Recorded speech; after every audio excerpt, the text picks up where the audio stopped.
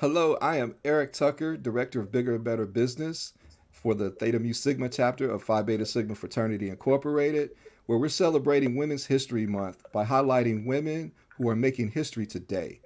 And joining me is a wonderful panel of dynamic business owners, entrepreneurs, and even authors. We have joining us tonight Lynn Senegal Sanders of Alpha Kappa Alpha, representing pearlsandascots.com. Miss Claresta Williams Ivy of Delta Sigma Theta, representing the Overstuffed Closet Boutique. Miss Siobhan Simon of Zeta Phi Beta, representing trulyvalue.org. Dr. Amina Gilliard James of Zeta Phi Beta, representing visitchronicle.com. We also have Miss Vanessa Lathan of Sigma Gamma Rho Sorority Incorporated, representing her unique brand, Ness Monet. Hey, we're trying to highlight women who are in business by presenting a platform for them to share their brands, their products, and their services. And it's also going to give our audience an opportunity to learn about their business and how we can support them. So, first of all, ladies, welcome to the show. How are you all doing? Great, thank Wonderful. you. Hello. Hey, hello, hello, hello. And thank you again for joining us and providing the insight for us as we learn more about the whole concept of entrepreneurship. And I want to let you go around and just kind of briefly introduce yourself and your brand. Hey, Lynn, let's start with you. Oh, thank you. Hi, everyone. My name is Lynn Senegal Sanders, and my husband and I are the proud owners of two brands. One is Christian Advisory, the other is Pearls and Ascots by Christian Advisory. Christian Advisory is exactly what it sounds like. It is an urban Christian gear company, and Pearls and Ascots is an offshoot of that, as my husband and I are both Greek. And Pearls and Ascots is the Greek line of Christian Advisory. So we like to call ourselves Greek Apparel Reimagined, and that's what we're doing. We're imagining you in a different space wearing our Greek apparel. So that's what we do. Beautiful. Awesome. Oh, Claresta. I am Claresta Williams Ivy, and I am the owner of Overstuffed Closet Boutique. Overstuffed Closet Boutique is a plus size women's fashion boutique. It's the place to come to get your unique apparel. I have three closets. One closet is new apparel.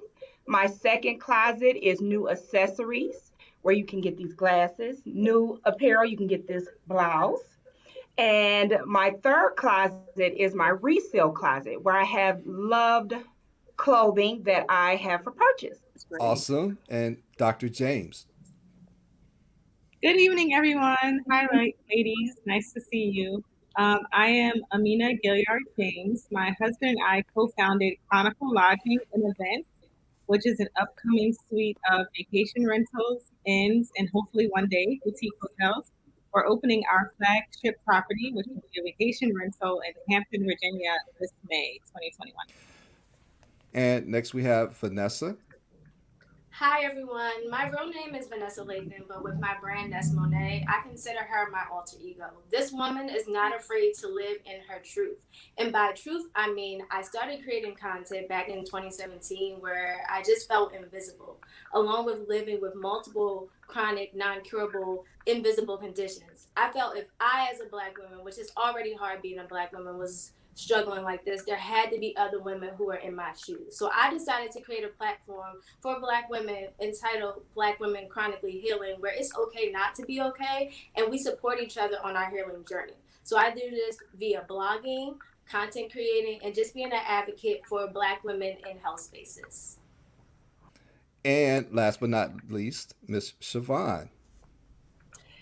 Good evening. Good evening. It's so nice to be here this evening. I am the founder and director of Truly Valued. We are a local nonprofit in Sarasota and in Manatee counties. And our mission is to promote positive self esteem, education, confidence among teen girls to help them understand who and whose they are. In other words, helping them to know their worth. That's who we are.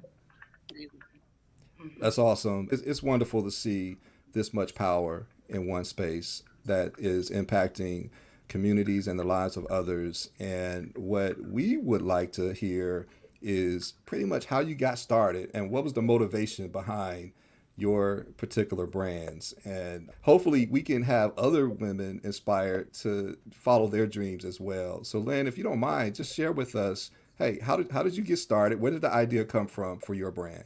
Oh, absolutely. Well, honestly speaking, initially, my background is in radio, television, and print. So media is our background, and we worked closely together with a lot of great, wonderful pastors throughout the United States. And we decided at the time that we needed to be able to create items that reflected who we were in the midst of the Christian world. We've got three young adult children, and we wanted to create a gear line that they would be proud of wearing as well as be proud of sharing. So that's how Christian Advisory initially came about, because we had the opportunity and the ability to be able to share exactly what it is that we had. And we wanted our children to have an opportunity to be able to be pushed forward and have a conversation with their peers without feeling like they were wearing something that would embarrass them. So they had an immediate hand in helping us develop our gear. Of course, going into pearls and ascots was just simply, it made sense because we were already doing Christian gear. My husband is a member of Alpha Phi Alpha. I am a member of Alpha Kappa Alpha. It only made sense that since we were already doing things that we loved and creating amazing items and products, that we could move that over to another area that we loved and wanted to express ourselves in, and that was sorority and fraternity gear. So that's how Pearls and Ascots came about. As a result of that, my love of pearls, we were able to develop an actual pearl line. So we do custom pearls as another alternative for every woman who wants to wear just a beautiful strand of pearls. We call it attainable luxury. And we just wanted to be able to have an opportunity to share and showcase women and men in their best light, Greek and non Greek. So what about you, Clarissa? How did you get started? So I got started due to my love of fashion. I was always a plus size girl. I was a plus size little girl, a plus size tween, teenager, young adult, now grown woman. And I always wanted to embrace fashion, and I didn't want to look like I was dressed like a 50-year-old in the 10th grade. Vaughn, what about you? How did you get started? Well, my background is in social services, and Truly Valued was birthed out of a desire to help young women to understand who and whose they are. We started in 2014, actually, unofficially, and then 2016, I applied for and got approved for 501c3. And with that, we have been able to encourage young ladies through self awareness and, being that those individuals to give back to their local community, to understand that they are loved, that they are valued, that they are precious pearls, that they are priceless girls, to be able to function properly in our community. And through that, building self esteem, we were able to help them with their academic achievement. Their behavior issues had diminished, and it's all about giving back and serving our youth. So, Truly Valued has been my baby that I've been birthing, and serving 1,900 kids a year through outreach and also mentoring. It is an awe to see that our girls are graduating and asking for letters of recommendation. It is awesome to see that none of our kids are being held back. And, just to toot the horn, I've only had one reported pregnancy in 6 years. So being able to provide those services to our kids to understand that they are loved and cherished and that there's no flaw in them. They are fearfully and wonderfully made, and they don't have to take any fuss or nonsense from anyone. That is who we are, and we are truly proud to be and serve our community. That's great. When our young women know their value, they're not subject to other people trying to place it on them, right? So Absolutely. that's a wonderful thing that you're doing. And what about you, Dr. James? How'd you get started with your midi ventures? Yes. So besides Chronicle Lodging and Events, I also have an organization development consulting company called Influence Foodies. So that's really what my background is in, is learning in organization development. But between my husband and I, we have about 18 years of real estate experience between us. We have been dabbling in residential real estate for many years, and then about 2 years ago, we decided to, learn what else was out there and really get into commercial real estate. Since then, we've become hotel partners. We partially own hotels, three throughout the country, and then we wanted to take it a step further. We saw through the COVID-19 pandemic that extended stay hotels, bed and breakfasts, vacation rentals bounce back more rapidly than the larger hotels. So we're business people. We saw a good business opportunity to really get into that space. But also, I had a vision on my heart to create these spaces that were really tailored towards Black people. So we're planning for all of our vacation rentals and inns to be Black history and Black culture themed. We didn't choose Hampton, Virginia as our first location. It chose us because of the deep, rich Black history in the area.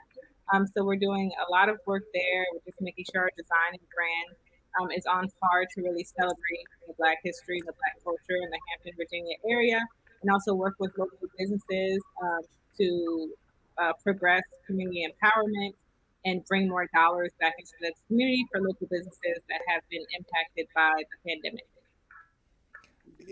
That's great, and this is a perfect segue into talking to Vanessa for a second about one of her other passions, because she's not only an advocate for women's health, various issues, but also an advocate of solo travel. So I don't know, Vanessa. First of all, Ness, tell us why you were inspired to do what you do, but what went into actually kicking off your brand? What tools helped you get it started? Honestly, life. I don't know about the other panelists, but when I was younger, I thought by 24, I was going to graduate from college. 26, I was going to be married. 28, I was going to have my first kids. 29, I was going to have a house with a baby. And I'm 32, and none of it is true besides the degrees. And I just started to get so upset. I felt so defeated. I felt like life was against me. And I felt like I really didn't have anyone to talk to, because sometimes when you're deemed as a certain person who is successful or pretty or come from a good family, it's just like, oh, sis, you don't have any issues. So you then internalize that, and it then affects your mental health. And I dealt with mental health in college, which was more so on the depression side. But as I continue to become a young woman, it's anxiety. And then in 2016, was diagnosed with my first non-curable chronic disease, which is an autoimmune condition called misconjected tissue disorder, which I really knew nothing about autoimmune conditions besides lupus until I was diagnosed with this condition. So being 26 years old, being told you're diagnosed with a condition that is built on chronic pain, fatigue, exhaustion, brain fog, soreness in your muscles, tenderness in your muscles, losing circulation in your hand and feet, and that you have to deal with this for the rest of your life. And one of the best ways to manage it is managing your stress. And you already, for lack of a better way to put it, sucked at that. I just even more became overwhelmed. And because my conditions are invisible, I felt invisible. So I needed a creative outlet to let out what I was feeling. In the Black community, we don't like to talk about health. We as Black women always have to be superwoman, when in reality you don't. All you have to be is super to wellness from head to toe to your body. So I wanted to, again, create a space where it was okay not to be okay, where it was okay to be like, you know what, today I didn't put no makeup on. I didn't get dressed. I didn't feel like it. Because I knew if I needed that space, other women like me needed that space too. And that's what I'm trying to create. I want to support Black women and anyone in general, any human, just healing. Because healing is so important, because there's always going to be things that come up in life, and we have to learn how to heal through them. And actually, one of the best ways I learned to heal through everything that life has given me, or being too hard on myself, or putting these deadlines on me that I should have never have done in the first place, was solo traveling. I have currently done 3 solo trips, 2 of them being out of the country by myself, and it is the best feeling in the world. Like, I absolutely love it. Like, I found myself so much. I feel so free. It just showed me that if I can travel out of the country by myself, there's nothing in the world that I can't do. So it's interesting to hear, Vanessa, you talking about these various challenges, and some people, to your point, don't perceive things as challenges if they can't see it, right? See, a lot of us, we start our businesses because we finally feel that we're in a good position. We feel great. We got resources we need. Let's go start a business. But your business and your situation started from things that were missing or things that were kind of off, right? So, and that inspired you to make a positive impact out of some adverse situations and scenarios. And I think that's very inspirational. I think that's admirable. And I hope our audience takes heed to that and realize, hey, this is not anything that can stop you necessarily. This is something that can actually help fuel your passion. And if you talk to someone, hey, you may find more resources than you realize that are willing to help you. So I just kind of wanted to go around the panel and, hey, maybe just share any particular challenges you had starting your business or, just coming into adulthood that may have impeded your progress as far as launching your brand. Lynn, what about you? Wow, what can I say? I think I came into business maybe overconfident. I come from a little town in Louisiana, uh, right outside of Lafayette, Louisiana, and I was that child that was told that she could do and be anything that she wanted to be, and I honestly believed that. I took that and I ran with it until one day someone told me no, and when I was told no, I was like, wait, what? And from there, I had to recognize that it is true. You have to be more prepared. You have to be more involved and passionate. You have to show up and share the things that you know from a different perspective, and you have to be an authoritative personality in order to be able to move forward.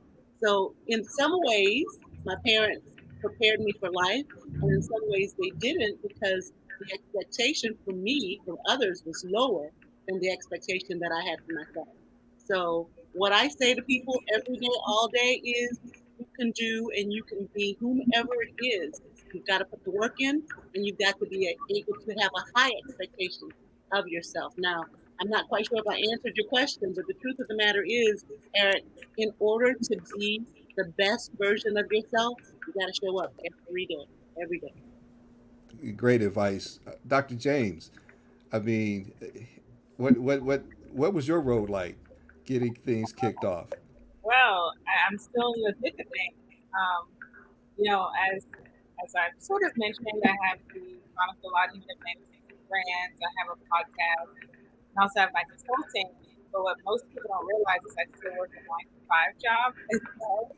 So for me, some of the things that have personally been an impediment that I used to look at as a weakness, but now I look at it as a strength, is the fact that I have suffered from autoimmune disease since I was around 11 years old. So I would spend most of my early years, I'm 35, I would spend most of my early 20s and mid 20s really trying to keep up the same pace as my colleagues, work myself half to death, already knowing, that I had these chronic illnesses that I was dealing with. And it really adversely affected my health. And my dad would always say, hard head makes you soft, you know what. And I really had to learn how to manage those expectations for myself. Lynn talked about expectations. I think we can impose so much on ourselves to the detriment of our own health. So, what helped me the most in managing that was learning to work smarter, not harder. I was already an organized person. I became even more organized. I really learned how to say no to opportunities. I'm the type of person where I want to do everything and get into everything and take every opportunity. I learned that I can't do that because my body simply can't keep up that type of pace. I'm still working on it.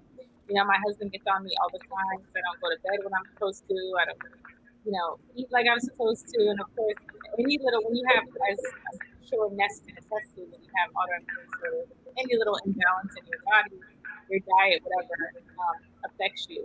I'll say on the less personal side, I guess I would say being a woman in real estate, especially in hotel ownership, and a black woman, black people own less than 2% of the hotels in the United States. So being in that space as a black person, first of all, it's not something people are really used to seeing. And then being a black woman in that space, you're constantly kind of being looked up and down. Like, does she know what she's talking about? Does she know these numbers? Can she manage the finances? Just like all the things people don't think women are good at, it's like amplified in the real estate and business world. So it's just learning how to manage that and have that confidence. And I'm the type of person, if I don't know something, I'm not going to pretend pretend like I do, but you better believe you won't ask me again and I won't know it again. Like next Right. time you ask me, I will have the answer. That's So right. just learning, yeah, just learning that and having that confidence and knowing that you don't have to be perfect, and you can work on it. Okay, okay. Hey, Claresta, what about you? Talk about any challenges that you face, particularly with starting your business as a woman. You said you had mentioned that, hey, look, you've been considered a plus size woman all your life, and that actually, helped you start a very successful brand. But are there any other issues or challenges that you face as far as starting business is concerned that you think needs to be addressed? So one of the major things was keeping the outside influences on the outside. One of the things is when you are a business owner of any kind, you get a lot of unsolicited advice. Okay. And especially when you're going into fashion, people critique you. Your exterior appearance is the first thing a person sees before they know about any of the acronyms behind your name, the abbreviations, anything. They see what you look like on the outside. So it's important how you present yourself. And one of the challenges I was having was some of the viewpoints on prints, and you should have solids, and it's too busy. That's not my taste. And I was just looking around like, oh, these multi-million dollar, not really people giving me all this extra help on how I should organize and structure my business. And I said, wait a minute, you're going against what you believe in. This is your business, this is your vision. My style isn't for everyone, but I have to stay true to me and know that there's someone out there that can align with what I'm rocking. Okay, there is a woman out there. There's more than one because I'm doing pretty good. There are some people out there that can see the vision and can embrace the things that I have inside of my closet. They like what I have to offer with Overstuff Closet Boutique. So that was one major thing to shut out the outside. You can take in some things, but you don't let it deter you from the track that you're on because that'll have you all confused and discombobulated and it's counterproductive. So I had to reset myself and say, nope, stay on course, stay on track. And then the other thing that I've learned with business is understanding who my real customer and target audience is. I don't know if any of the other business owners experienced this, but originally I was in my feelings a little bit. I just knew that once I launched, every Delta on the face of the earth was going to buy something out of Overstuffed Closet Boutique. And when I didn't see some of the names, some of the sorors, I said, wait a minute, where, Mm-hmm. where's my order? You didn't get anything from me, So that was like, wait a minute. You have to take a step back. You can't just automatically assume that your friends, your family, your classmates, your coworkers are really your target audience. And it's not personal. It's okay. It's Mm-hmm. okay. And you don't have to be upset or feel defeated. It's okay. Identify what that audience is and you target that audience. It's not that the people don't love you and they don't rock with you. They're waving the banner, but they just don't like the style or that's just not for them at this time. And then the third thing I learned is that sometimes you have to take a step back and understand that people will watch you.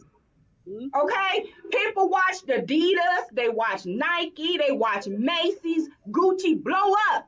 That's why they had a runway shows. They want to see what your brand is about. They want to see the quality of your product. They want to see how many people are liking it. People watch. They want to follow behind the in crowd. I'm in. They have to catch up. Okay, I'm already there. So it was for us to take a step back, relax, it's coming. They're going to continue to click on at the rate I want them to click on.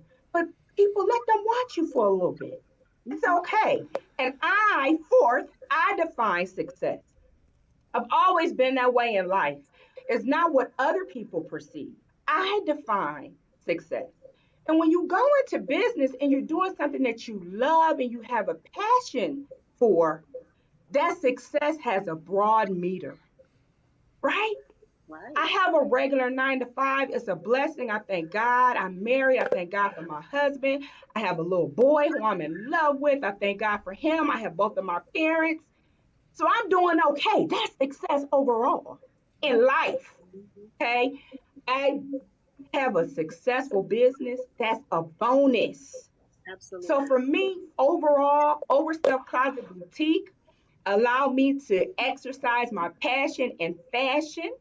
And I've learned to follow my gut and my conscience and keep the outside voices on the outside and stay true to me. Oh my God! I think Mhm. the doors of the church are open, Come and on. we go to. I'm just going to piggyback on you really quickly. I think the expectation that everyone is going to be your customer is the first thing that most business owners think, that everyone that we know, and of course your friends and your family and everyone wants to support you, but they're not your customer. And by creating and understanding that, just because they're not there, that means you have to identify, target, and rock your customer. And when they come, they're coming in droves. So absolutely, I love hearing that. Thank you for that. It was a great point. Thank you for sharing. Literally, because when you first open those doors, they don't come rushing in all the time. I know that. And so Siobhan, what about you? I mean, you got a nonprofit that is really addressing some very important issues with our youth, in particular with our young women. What kind of challenges have you faced in getting your nonprofit started and actually getting support? Oh, where do I start? My, Um, I work full time. I am a mother, and those things get in the way. I am also an author, and I started back last week school for divinity. So, my plate is full. But as far as my nonprofit goes, it is the burning passion that I have to help our kids to understand and grow so that they can be productive citizens. And some of the challenges that I faced was, again, not everyone's going to support your vision. A lot of people, they'll sit back and they'll see and they'll stab you in the back, or they'll talk about you, oh, it's not going to last. Oh, nonprofits only have 3 years. And that's not so. We've been going strong for 6 years now.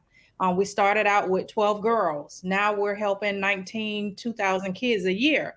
So being able to see the fruits of my labor, yes, I'm in the trenches and I don't see the impact of our kids.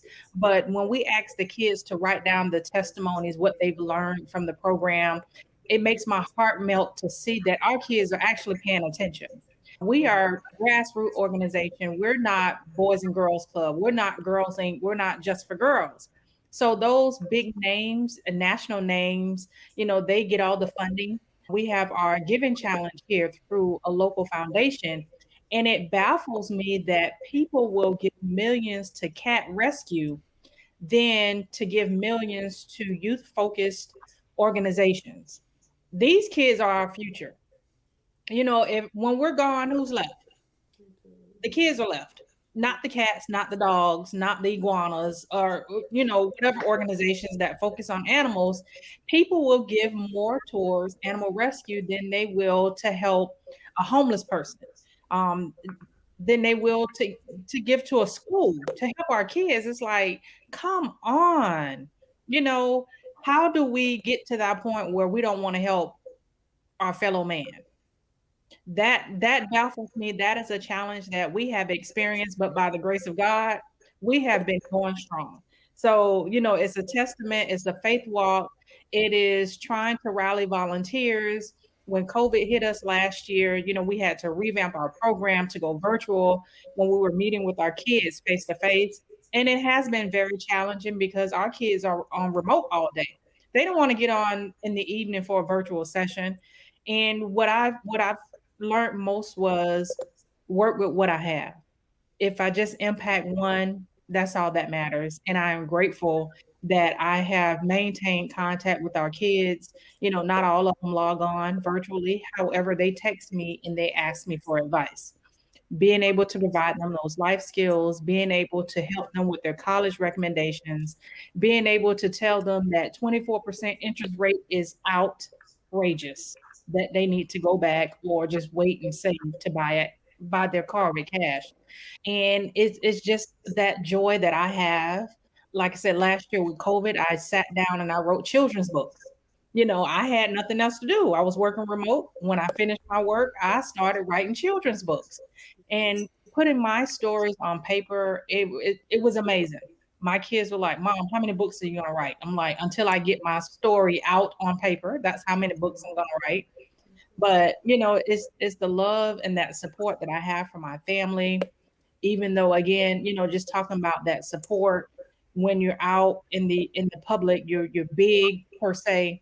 That's when everyone wants to be your friend and they want, that recognition for themselves.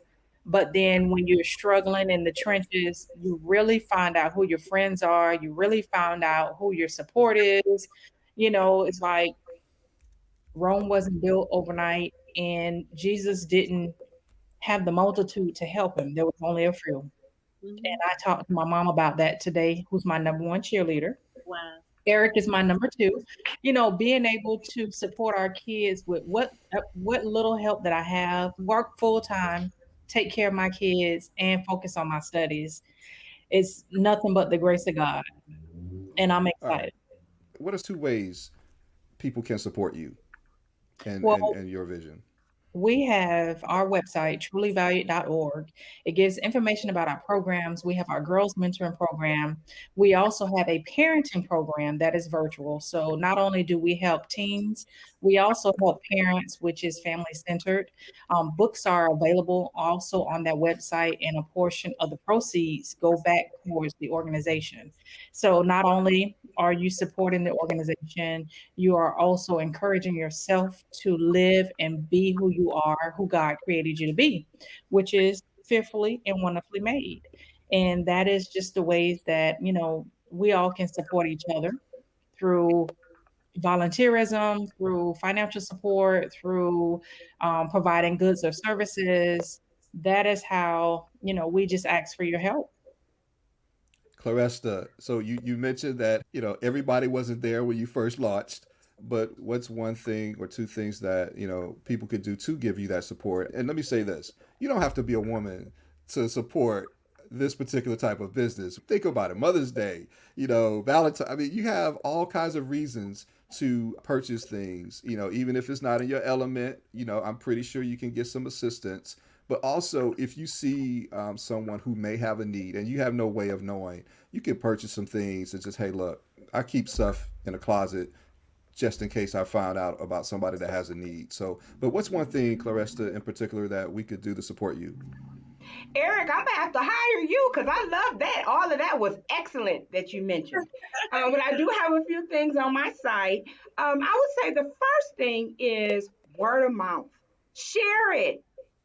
Simple. Share it. It's not you. It's not for you. It's for someone else. Share it. Share the website. Share the social media presence. Facebook, Instagram, TikTok, LinkedIn, YouTube. Share. Like, share, subscribe. Number two, buy a gift card. I have gift cards on my website. Get a gift card and you can bless someone else with that. You never know who's in need. You never know. So pay it forward with a gift card. And then third, I have things that we all should use our masks. I have my branded mask, and I'm running a campaign for Mask Up America. So if we can do those three things, that helps a small Black owned, female owned business survive and continue to thrive. Lynn, what about you? I'm gonna say everything that Clarissa just said and then some. So basically, what I'll say is, be authentic and share, share, share. Not everyone is my customer. I do get it, um, but there's an opportunity. I tell everyone, especially from the Pearl collection that we've launched. I tell everyone that pearls are attainable luxury. There's a reason that in the 1900s, African Americans were in the speakeasy wearing a strand of pearls and looking Mhm. lush and looking like they were classy and classic. That's something that you could do for your mom. That's something that you can do for your daughter. That's something that you can do for your wife All you don't have to go to Jared. You can come to Pearls and Ascots, and we're going to take care of you because that's what we do. And all it is asking a question. When I say attainable luxury, I mean that it's something that you can attain. All you have to do is figure it out. Call me. What's your budget? How can we work this out? How can we make sure that you get to the place that you need to get? And it starts with a conversation. And that's about with every business. I was sharing with you yesterday, Eric, that one of the things that I'm learning as an entrepreneur is that we have not had hundreds of years, and Clarissa, you can understand that as well. All of you can understand that. Hundreds of years to make mistakes in businesses.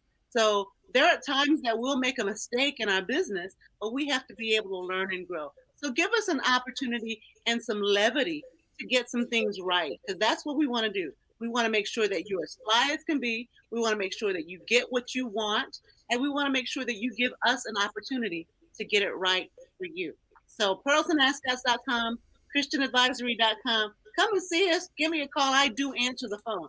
I'm the person who answers the phone. I'm the person who wraps up your product. I'm basically that person that is there for you. So we just ask that you give us an opportunity to be able to share and showcase you.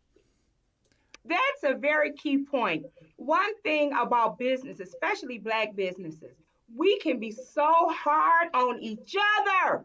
Okay? How Absolutely. many times have you gone to McDonald's and you asked for hot fries and they weren't hot? And you say, I'm not going back to McDonald's, but you go back the next Every day. time. You're Yeah. not on Instagram slamming McDonald's because they gave you some cold French fries. You find another McDonald's. You don't slam the chain. You don't berate the chain. You're not posting all this stuff. Respect our black businesses the same way. We work very hard. And I'm not saying that to say I received any bad publicity because I haven't, but I know of plenty of people that have struggled, don't get it right the first time. They're trying to improve. They're very proud of their brand. And we need to support our folks. Give them a second chance. You gave McDonald's a second chance, Third, third chance, fourth, fifth. Right. Give them a chance. Don't count us out. Same if it's a nonprofit. Don't count us out. Support your folks. Period. I know I was talking to a business owner a couple of weeks ago, and they mentioned that they had received some very harsh feedback online for something that easily with a phone call could have been addressed, and they did not win that customer. They lost the customer and everybody that that customer probably talked to. And I don't think it's fair, right? Give the process a chance to work through.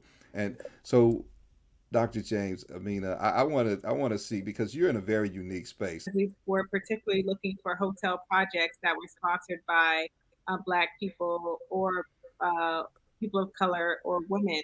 And we ended up partnering with two Black women, and they were the sponsors for our deal in Oklahoma. And they closed an $8.3 million hotel deal.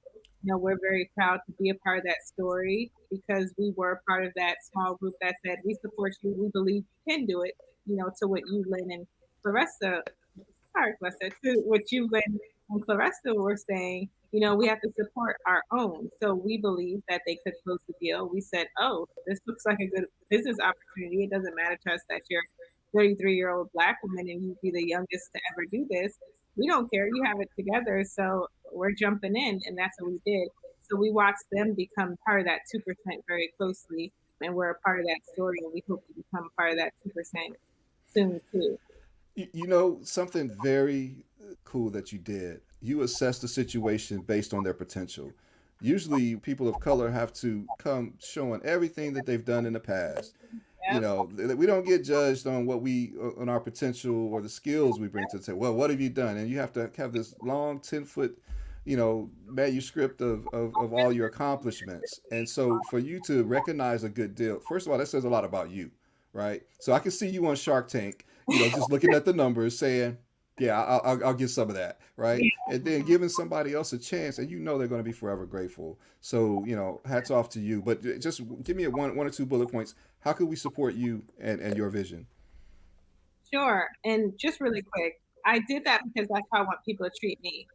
When I say to people, hey, come visit our property, book with us, I want people to believe like they'll be getting their money's worth, and they'll enjoy themselves, and they're going to like a good property. And it's meant a lot to me for people to hit me up without even seeing, what we've designed yet, and saying, okay, I want to book these dates because I know you're A plus. I know you in Norland, my husband, I know y'all are going to pull it out. So I'm not even worried. So it means a lot to me when people do that to me. So I want to do that to other people.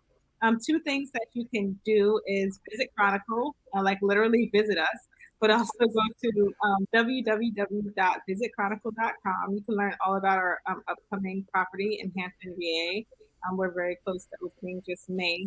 And you can also just like through our social media on Instagram, we're at Chronicle and Chill. So yeah, because that's what we're all about. We're celebrating our culture, history, and chilling, pretty much. So you can go to our Instagram at Chronicle and Chill. We're also by the same name on Facebook. Share, spread the word. Grab your girlfriends, grab your husband, grab your family, grab your kids, grab your whoever, and come to our house in Hampton, VA. We're 5 minutes, a 5 minute walk from the beach. You won't be disappointed.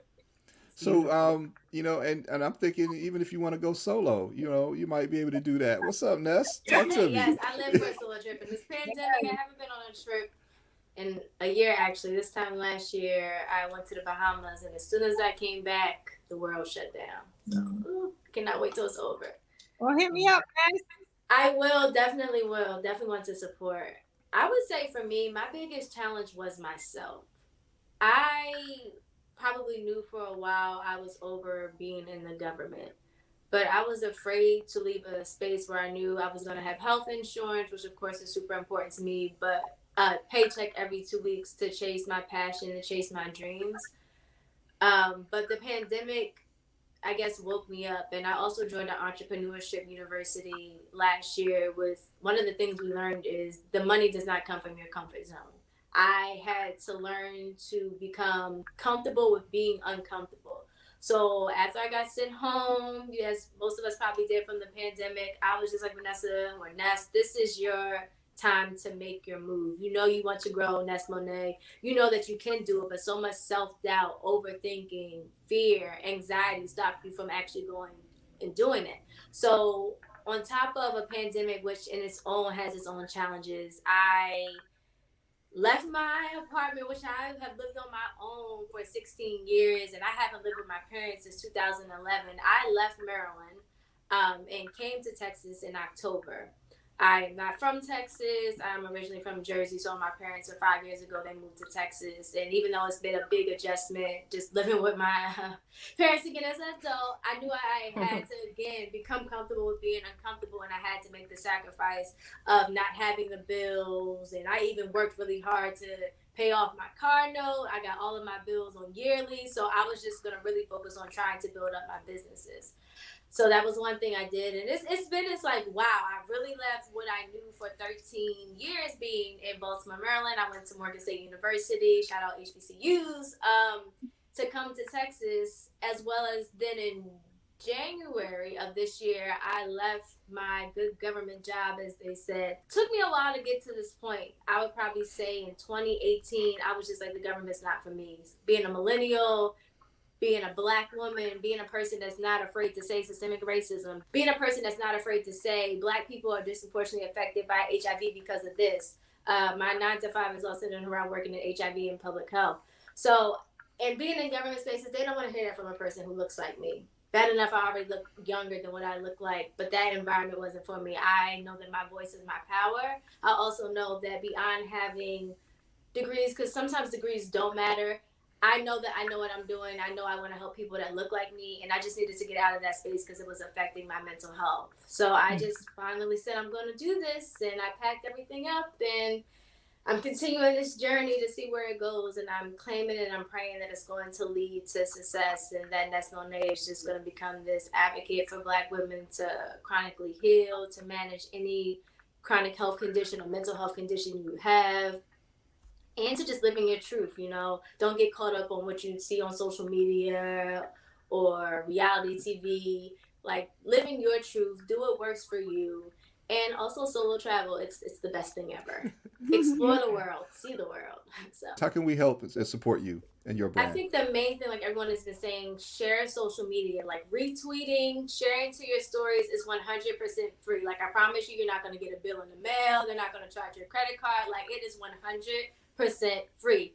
And I understand that my content is not for everybody because not every person lives with a chronic health condition or they may not feel comfortable talking about it.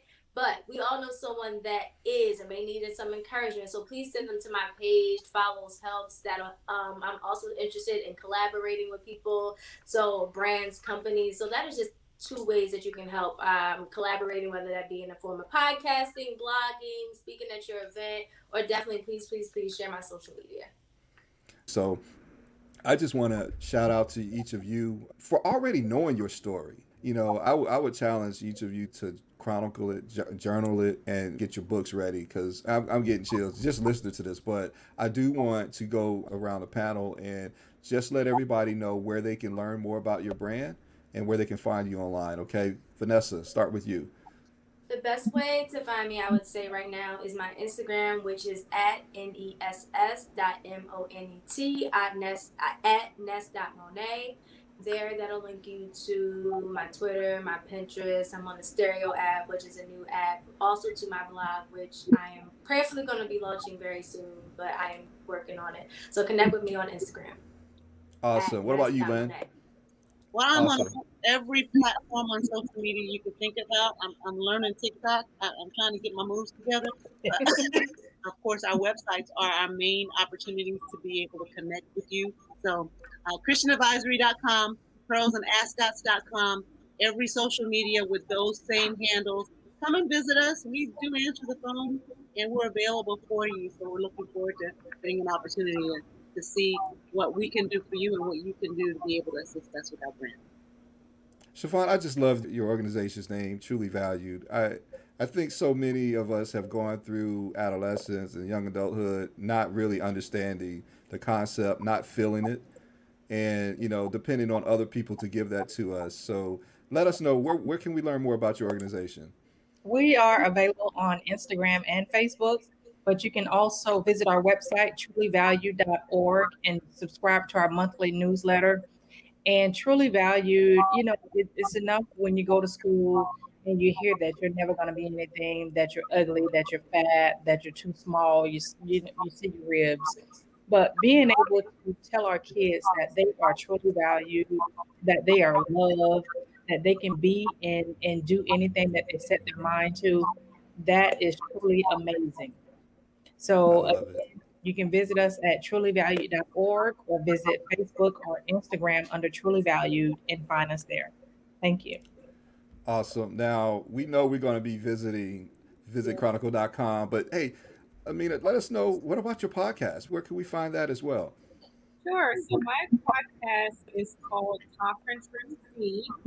It's where the culture meets. So you can go to wheretheculturemeets.com.